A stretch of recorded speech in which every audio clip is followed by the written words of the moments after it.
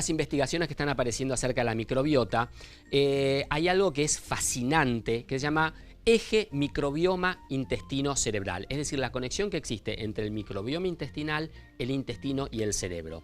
Dentro del intestino existen tantas, pero tantas neuronas. Se calcula que hay más de 600 millones de neuronas, que el intestino es uno de los órganos que está más conectado con el cerebro.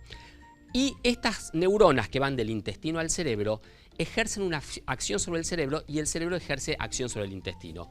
Por eso mucha gente llama al intestino el segundo cerebro o el pequeño cerebro, porque gran parte de las funciones del cerebro se manejan dentro del intestino. Esto es un esquema que desde ya no quiero que lo conozcan, pero quiero mostrarles la complejidad de la relación que hay entre el intestino, que es esto de acá abajo, y el cerebro. El eje intestino-cerebral está mediado principalmente por tres efectores. En primer lugar, el sistema endocrino.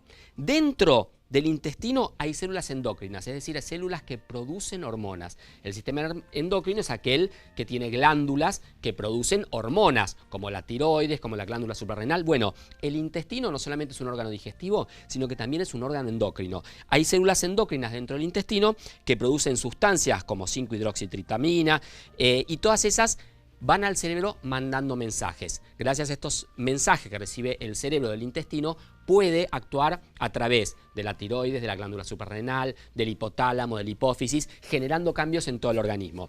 Por otro lado, tenemos una vía inmune del eje intestino-cerebral. La vía inmune tiene que ver con las células de las defensas. Cuando existen bacterias dentro del intestino, el sistema inmune también le avisa al cerebro por mediadores como la 5-hidroxitriptamina, los ácidos grasos, el GABA, todos esos mensajes que llegan al cerebro, el cerebro se está enterando de qué es lo que está sucediendo dentro del intestino. Si están aumentando los patógenos, puede generar un aumento del movimiento intestinal para tratar de eliminar esos patógenos. Por otro lado, está el eje nervioso del sistema entero cerebral. El eje nervioso de este eje es complejísimo. Además de esos 600 millones de neuronas que te conté, está organizado en 4 niveles distintos.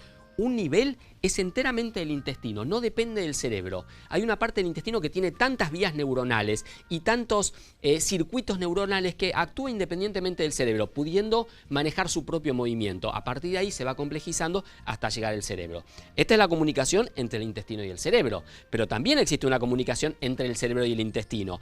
El cerebro recibe muchos mensajes a través del estrés, a través del cansancio, a través de las emociones y de un sistema muy complejo puede modificar el funcionamiento intestinal. Todo esto se hace a través de la microbiota, es decir, las bacterias que viven dentro del intestino tienen la capacidad de mandar mensajes al sistema entero endocrino, de mandar mensajes al sistema inmune, mandar mensajes neurológicos para que ellos lleguen al cerebro y el cerebro pueda de esa manera manejar el movimiento intestinal, la absorción intestinal y las defensas. Entonces, el eje intestino-cerebral es algo absolutamente novedoso y es la manera en la cual nuestra microbiota, es decir, las bacterias que viven dentro de nuestro intestino, le mandan mensajes al cerebro para que el cerebro pueda decidir si despierta el sistema inmune, si despierta el sistema hormonal.